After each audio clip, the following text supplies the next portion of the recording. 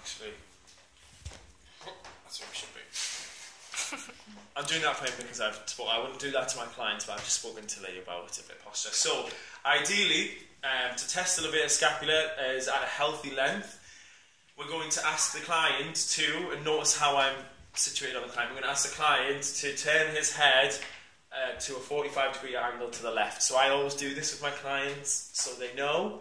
Yeah, it seems quite cheesy. It's not patronising. Exits are here.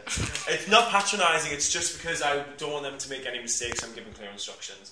So he's got his head turned to a 45-degree angle. Now I'm just going to ask him, just relax. Keep your ribs where they are, but just relax your head down there. Good. Can you feel actually a bit of a stretch back here or not? So just relax your head all the way down then. Yeah, no, I can. Okay, so I didn't tell him the outcome there because I knew he would probably cheat the outcome. His chin should be on his chest. That's the ideal length of your levator scapula. So if I show you on me the difference on one side, so if I turn to I know this is my tight one, I think. So if I turn to my right hand side and drop my chin, naturally, if you come around to here, that's my chin dropped. It's close to my chest. I'm not forcing it down. But on my opposite side, I'm turning 45 degrees. And I drop my chin. That's as much as it can go.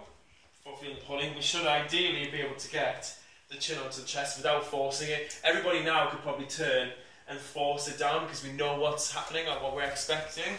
But for Lee, if you just turn again to your left-hand side and just drop the chin to the chest, that's probably as far as he can go. Now really force the chin down. Even then, he still can't get the chin on there, and he's probably feeling quite a severe stretch on this hand side. But we know Lee's quite developed up here. Yeah? So we're going to work our MET from this position. Again, always reminding them that they should keep the chest as tall as possible. Don't keep shouting. Don't keep saying, lift your chest, lift your chest, lift your chest. Sorry. You just want to keep them as upright as possible.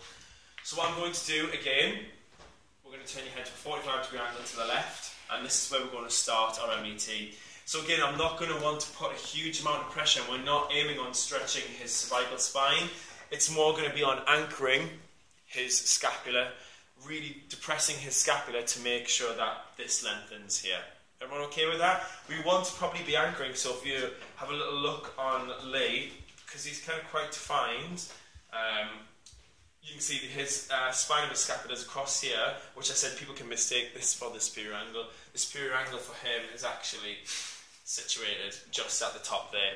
So I did have to palpate a quite heavy palpation there to be able to work through his trapezius. So I know his superior angle. You okay? Yeah.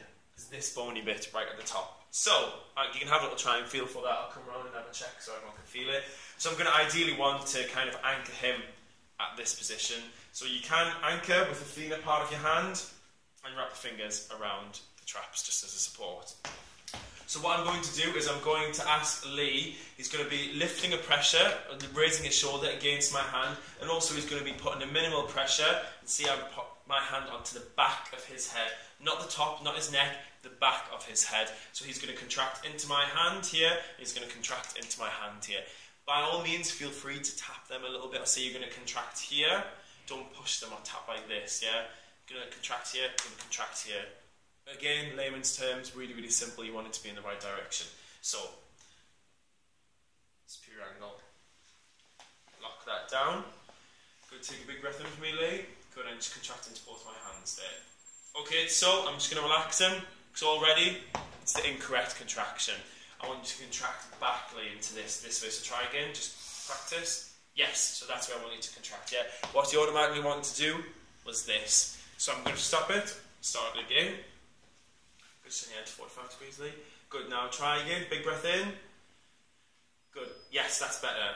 I'm going to 8, 7, 6, 5, 4, 3, 2, 1, and just pull that shoulder down.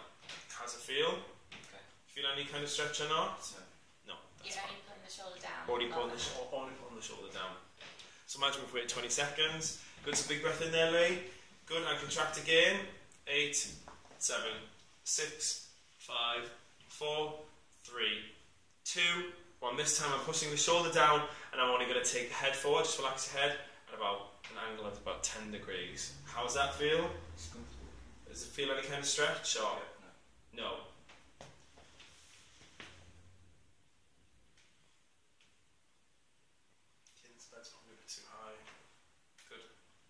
reset yourself and big breath in for me there. Good 45 degrees and contract again to my hands for 8, 7, 6,